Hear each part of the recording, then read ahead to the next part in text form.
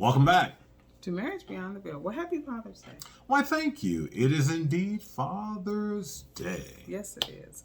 So this morning, my pastor, the Reverend Dr. Kimberly Duggar, she made a point of mentioning that fathers pray. Mm-hmm. And so in saying that, she was just simply saying that in most cases, you got songs about mamas, you talk about, my mother prayed for me, and in most cases, people think that it's the mother that does the primary praying for her children. Well, I think probably in large part, if you look at the makeup of the church, it is the lion's share of faithful membership tend to be females. And so, I can understand why that is the perception. However, there are definitely Christian fathers who pray. And that's what she was saying. She said she remembers her dad and her uncles praying for them. And I know that you pray for our kids. But she wanted to make a point of reminding men to pray for their kids and to let them know that they're praying for them.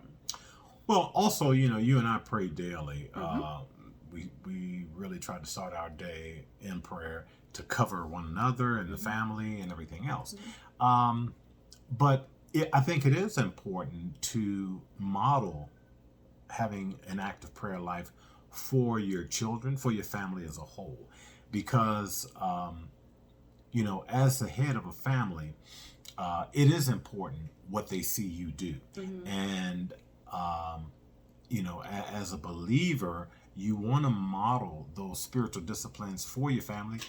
So, like I say, that you're actively engaged in it yourself, but they get to see that representation so they understand the value. Yeah.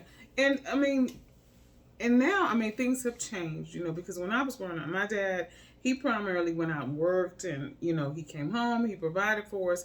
But, he did have some nurturing, a nurturing spirit, because we knew that, he cared about everything. And then my mom didn't drive, so if we got sick, my dad was the one who would have to come pick us up from school or work or whatever.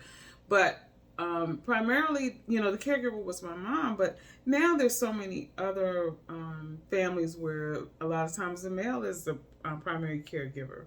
But regardless of who's the caregiver, the kids need to know that the fathers care. The fathers are in it just as much as the mothers. And Father's Day has always been that sort of joke holiday for a lot of, because they say kids do more for the mothers than they do for the fathers. But I just want to say... Is it a joke? Is it real? Okay, you had all your kids with you today. But we will say this. Happy Father's Day to all the fathers.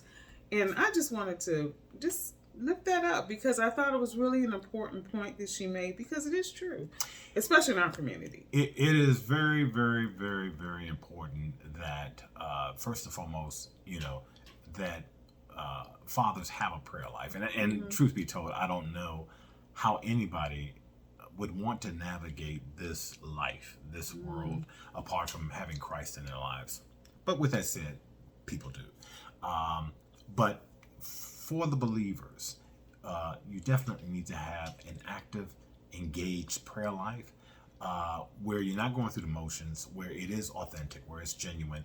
But modeling that for your spouse, for your children, for your family, for your community, it is imperative. So until tomorrow, if the Lord said the same, Happy Father's Day. And let us pray.